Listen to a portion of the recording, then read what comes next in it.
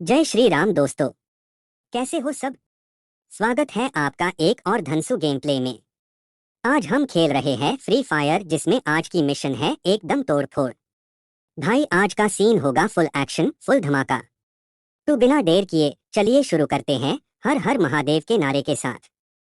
नमस्कार दोस्तों, मैं शिवांक माहुर आपका स्वागत करता हूं हमारे free fire event update session में। आज 20 मिनट में मैं आपको फ्री फायर और फ्री फायर मैक्स के सारे अपकमिंग इवेंट्स के बारे में बताऊंगा। बेनिफिट्स क्या क्या है, कब शुरू हो रहे हैं और कैसे आप सबसे पहले इन्हें एंजॉय कर सकते हैं। Section 1 faded wheel event 4 minutes overview. सबसे पहले बात करते हैं फेडेड व्हील इवेंट की, जो फ्री फायर मैक्स पर चालू है, अभी चल रहा है 27 जून से 11 जुलाई तक। डायमंड्स यूज करके स्पिन कैरन डॉट दो। फर्स्ट स्पिन में 77% डिस्काउंट मिलेगा।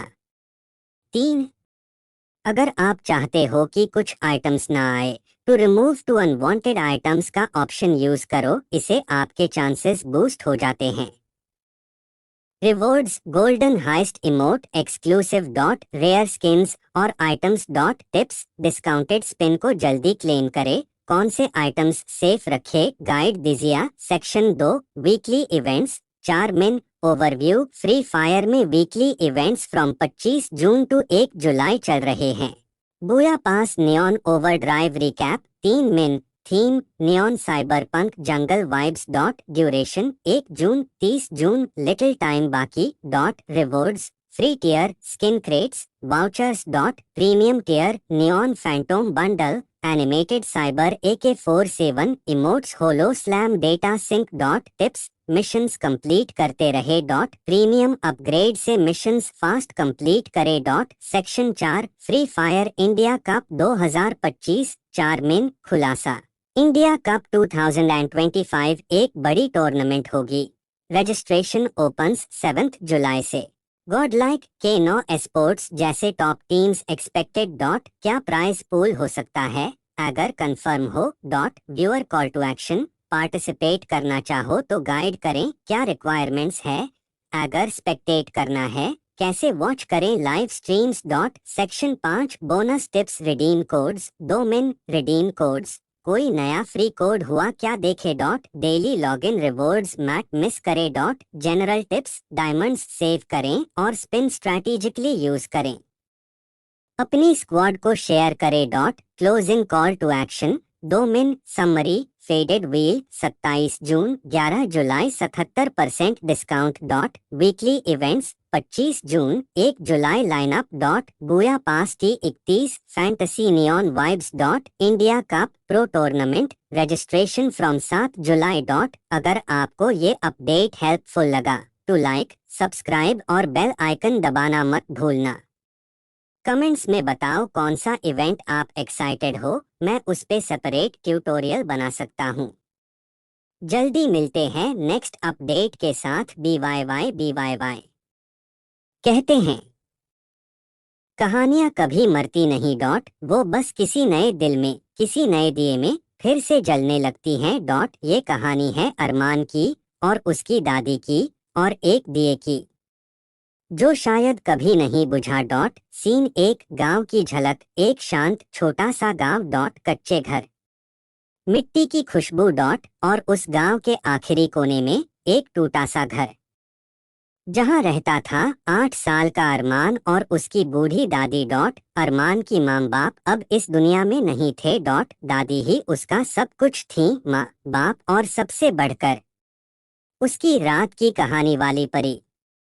हर रात जब गांव अंधेरे में डूब जाता, दादी एक छोटा सा मिट्टी का दिया जलाती डॉट और फिर कहती, जब तक ये दिया जले तब तक कहानी चले डॉट। दिया बुझा तो कहानी भी खत्म। अरमान हर रात उस दिए को देखता रहता, कभी उसकी लौ में तो कभी उसमें झलकती दादी की आंखों में डॉट। सीन 2 कहानियों की दुनिया। कभी वो कहानी होती राजा रानी की, कभी परियों की, कभी जादू के पंखों वाली घोड़ी की, लेकिन अरमान की सबसे पसंदीदा कहानी थी दिया जो कभी नहीं बुझा। दादी, क्या ऐसा दिया सच में होता है जो कभी नहीं बुझता?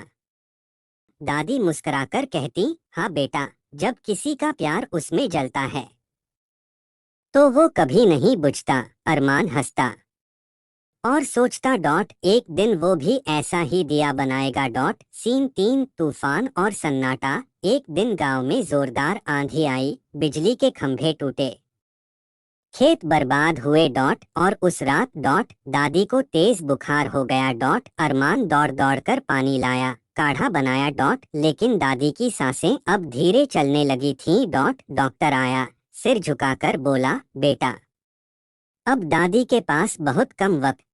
वो रात आई जिसने अरमान को हमेशा के लिए बदल दिया। सीन 4 आखिरी दिया। अरमान ने मिट्टी ली, अपनी छोटी हथेलियों से एक दिया बनाया। उसने उसमें तेल डाला, बाती रखी। और फिर वो दिया जला दिया। वो दादी के पास बैठा। और कहा, दादी आज आप मुझे वो आखिरी कहानी सुनाइए। लेकिन चाहे दिया बुझ जाए आप सुनाते रहिएगा। दादी ने आंखें खोली।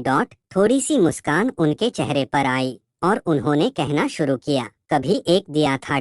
जो तब तक जलता रहा जब तक प्यार मौजूद था। और जब वो बुझा तो किसी और दिल में जल गया। दादी बोलती रही। अरमान रोता रहा। और वो दिया उस रात आंधी में भी नहीं बुझा। सुबह तक जब सूरज की पहली किरण आई, दादी की कहानी और सांसें दोनों थम गई। सीन 5 नए दिए, नई कहानियां। समय बीता। अरमान अब बड़ा हो गया है। वो अब उसी गांव के स्कूल में बच्चों को कहानियां सुनाता है। हर कहानी से पहले वो एक दिया जलाता है। वही दिया जो उसने उस रात बनाया था। वो कहता है, ये सिर्फ रोशनी नहीं देता। ये मेरी दादी की आवाज जलाए रखता है। अब हर बच्चे के दिल में वो लौ जलती है। हर कोई कहानी सुनने से। भोपाल के एक छोटे से बस्ती में रहता था आर्यन, एक 17 साल का लड़का जिसका सपना था एक दिन फ्री फायर की स्पोर्ट्स सीन में नाम बनाना। उसके पास हाई एंड फोन नहीं था, लेकिन उसके स्किल्स अनमैच्ड द। दिन भर ट्यूशन और डिलीवरी का काम करके रात में पुराने फोन पर फ्री फायर खेलता। उसका बेस्ट फ्रेंड राघव था, काम टैक्टिकल और स्नाइपर का बा। फिर टीम में थी मीरा जो रश की क्वीन थी, और तनुज हैकर नहीं, लेकिन हर मैच में हैकर जैसा गेम प्ले दिखाने वाला जीनियस। एक दिन फ्री फायर इंडिया का सबसे बड़ा टूर्नामेंट अनाउंस हुआ, ऑपरेशन फीनिक्स, जिसमें टॉप 16 टीम्स को दुबई बुलाया जाने वाला था वर्ल्ड चैंपियनशिप के लिए।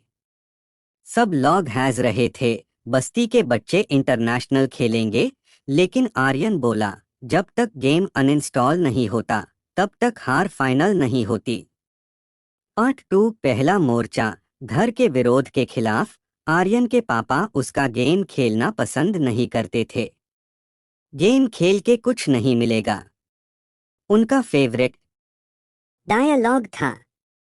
लेकिन जब आर्यन ने लोकल फ्री फायर कप जीत के 10,000 रुपए घर लाया, पापा पहली बार खामोश हो गए।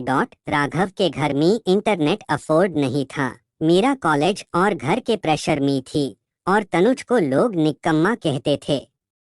लेकिन सबने ठान लिया, एक चांस चाहिए बस, एफआईआर दुनिया को दिखा देंगे। Part 3 operation phoenix begins. Team ने नाम रखा team nightcore. Qualifier matches online. The पहला मैच बूट कैंप पे उतरकर आर्यन और मीरा ने टीम स्क्वाड वाइप किया। दूसरे मैच में राघव ने AWM से 3 बैक टू बैक हेडशॉट्स मारा। तनुज ने ग्लू वॉल्स और टाइम बॉम्ब से क्लच निकला। 4 मैचेस जीतने के बाद उनका नाम लेडर बोर्ड में टॉप 10 में आ गया। लेकिन उस रात कुछ अनएक्सपेक्टेड हुआ। पार्ट 4 घर से बाहर, दुनिया के सामने। फाइनल क्वालिफायर्स के लिए उन्हें मुंबई जाना था, लेकिन आर्यन के पापा ने मना कर दिया। ये सब बकवास छोड़ो, पढ़ाई करो। आर्यन चुप रहा, लेकिन उसकी माँ ने उसके हाथ में 1000 रुपीस थामा दिए। सपने सस्ते नहीं होते बेटा। टीम ने ट्रेन ली, एक छोटी सी लॉज में रुके और मुंबई के लैंड सेंटर में गए जहां सब pro players the laptops, headphones, coaching, sponsors. Team nightcore बिल्कुल अलग लग रही थी। उनके सामने थी टीम वेनम, जो टॉप एक टीम थी, जिनके पास कोच, एनालिस्ट और पेड सर्वर था। फाइनल मैच में सबने सोचा नाइट कोर हार जाएगी, लेकिन आर्यन ने बोला, हम नूब्स नहीं अंडरडॉग्स हैं, और अंडरडॉग्स जैब काटते हैं तो सीधा दिल पे। दूसरे मैच में राघव ने AWM से 3 back to back headshots. Tanuj बोला, मैं डिस्ट्रैक्ट करता हूँ, तू फिनिश कर। राघव ने स्नाइपर निकला, एक को नॉक किया, दूसरे को ग्लू वॉल के पीछे से फ्लैंक मार के गिरा दिया। बूया, क्राउड चीयर कर रहा था। टीम नाइट कोर ने कर दिखाया। Part 6, Dubai calling. वो रात यादगार थी। आर्यन ने पापा को कॉल किया, बूया मिला पापा। फोन पे एक लंबी खामोशी के बाद आया, मुझे तुझ पर गर्व है बेटा। टीम ने ट्रेन ली, एक छोटी सी लॉज में रुके और मुंबई के लैंड सेंटर में गए जहां सब प्रो। और इस तरह एक सपना एक मोबाइल गेम के जरिए सच हुआ। गेम कभी सिर्फ गेम नहीं होता, कभी कभी वो जिंदगी बदल देता है। साल 2045। पृथ्वी पर शांति नहीं रही। 2 गुप्त संगठनों में युद्ध चल रहा है। एक लिबरेशन फोर्स LF, जो इंसानों की आज़ादी और तकनीक का सही इस्तेमाल करना चाहता है। 2 फ्यूचर हराइजन FH, जो दुनिया को एक नियंत्रित आर्टिफिशियल सिस्टम में बदलना चाहता है। इन दोनों में लड़ाई छिड़ी है बर्म्यूडा आइलैंड पर, जो सिर्फ एक बैटल ग्राउंड नहीं बल्कि एक जीवित प्रयोगशाला है, जहां हर कैरेक्टर को उनके पास्ट और पावर्स के हिसाब से चुना गया है। DJ आलोक असल में एक अंडरग्राउंड रिबेल है, जो अपने म्यूजिक के जरिए लोगों के दिलों में होप जगाता है। उसकी हीलिंग पावर सिर्फ एनर्जी नहीं बल्कि आत्मा को जगा देने वाली फ्रिक्वेंसी है। वो LF का लीडर है और सबसे पहले स्काइलर, केली और के को साथ जोड़ता है। केली एक नेशनल लेवल स्प्रिंटर है। FH ने उस पर एक्सपेरिमेंट करके उसे स्पीड बूस्टिंग नैनोटेक दी, लेकिन केली बच निकली और LF से जुड़ गई। अब वो रन करके FH के सारे कम्युनिकेशन टावर तोड़ती है। उसका ट्विन सिस्टर है केली द स्विफ्ट, जो अब FH की एजेंट बन चुकी है। के द प्रोफेसर के एक न्यूरोसाइकोलॉजिस्ट है जो मेडिटेशन और जिउजित्सु का मास्टर है। वो FH के लिए पहले काम करता था, लेकिन जब उसे एहसास हुआ कि FH इंसानों के इमोशंस को नष्ट कर रहा है, उसने LF को ज्वाइन किया।